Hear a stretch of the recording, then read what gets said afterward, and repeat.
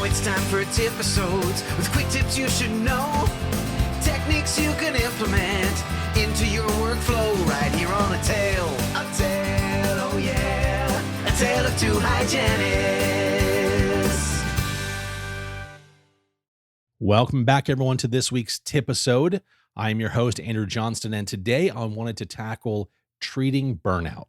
Not preventing, because I think that's a different thing, but treating because, look, we all know we're supposed to be prevention specialists. We talk about prevent, but often we're the worst culprits. We are terrible at taking care of ourselves. We're not really following the things that we tell other people to do because we're givers. We're providing for other people. And sometimes we don't have enough left to take care of ourselves. And so because of that, I feel like we have all felt burnout and it really sucks. So the point of this episode is to help you get out of that burnout funk thing that you feel quicker and back to feeling better. So I think there are other people that are very well equipped to help you prevent burnout, but that's not what this episode is going to be about. One assumption as we go through this, I'm assuming that this is going to be true burnout. Like you've seen someone and they made sure that this isn't anxiety or depression or any number of other things that it could be that have similar symptoms or even crossover symptoms. So that's a huge assumption. Okay, so with that, here are my top 4 or 5 tips to beat burnout.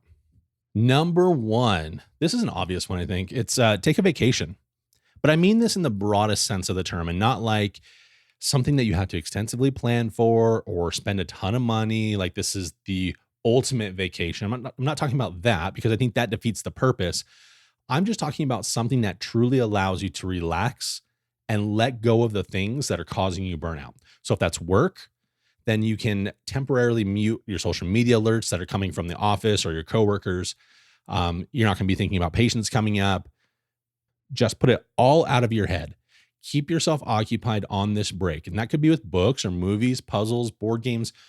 Maybe you just want to lay on a beach or spend time in the garden or create art. Whatever it is that makes you feel like you are on vacation, do it. One thing that Allison and I are pretty good at most of the time is telling each other when we need a break. The break does not mean that we don't love each other. It does not mean that we're mad at each other. It simply means that we want our own space. This is especially helpful if you need one of those staycations. You don't maybe have the time to go somewhere else or the funds or whatever, and you just need to stay at home, but be away from everybody else and feel that vacation, feel that relaxed. So the key to this, though, is opening up that line of communication with your housemates that you want to check out for a few days. You don't want to feed the dog. They have to figure out meals, chores, everything. They have to do it all on their own, but you are going to be on your break. And as my mom's family would say, unless the house is on fire or someone is dying, leave me alone. Number 2, start a project. The reasons we feel out are many, but one repeated theme that I've seen is that we're just in a rut. We're bored. We've accomplished what we wanted to accomplish. We feel stuck. So starting a new project might be just that thing to jumpstart your passion again. And it might not be your passion for the new project, but it might jumpstart that passion for your existing passions. So maybe work or family or whatever it is that you're feeling burnt out about. I have a friend, Daniel, who you've all heard on the podcast before. He likes to build things.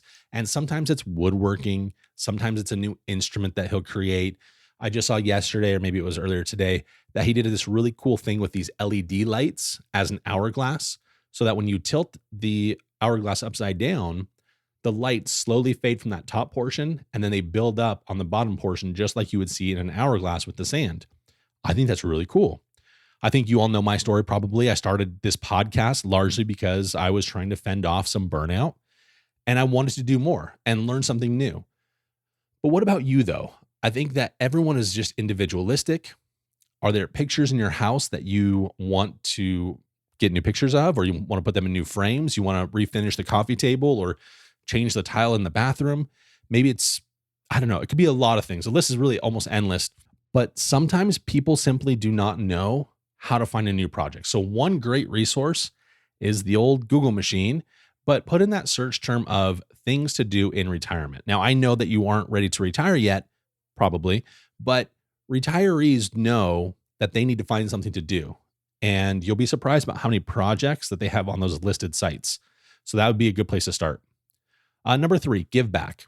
It was just a few years out of hygiene school and I was feeling burnt out. I wasn't working the crazy hours like some people were. That would come later.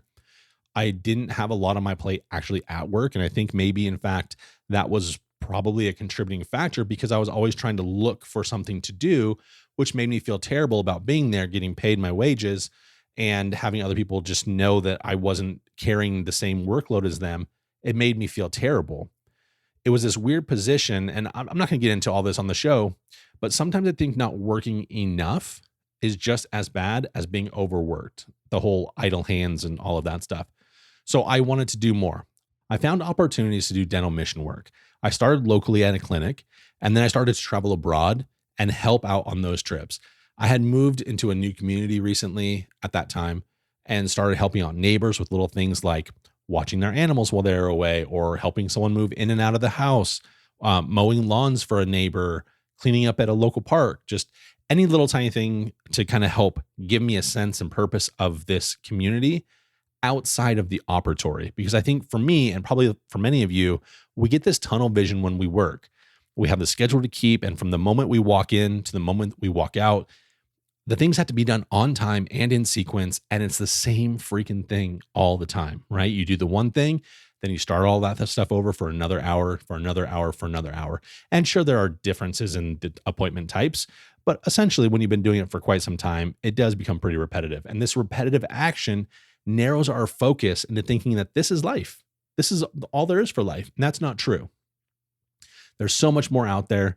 We just have to find it. And I think there's an interesting correlation between our behavior now as a society, where we're more solitary, we're more isolated, and unfortunately a little bit more divided than ever, right? But at the same time, mental health issues have been compounding. And I'm the last person who wants to go out and be social, believe me, but we need to find ways to serve others. And for most of us, that will be a huge key in unlocking this burnout feeling that we're having. Number 4 is learning a new skill. And I really love this one. I think I've pretty well exhausted to this point, but I can't tell you how awesome it is to be able to speak a foreign language pretty darn fluently. Now, I learned this 20 years ago, but I would say that not a day goes by probably where I'm not spoken to, speak about, or remember something that happened to me because I speak Filipino.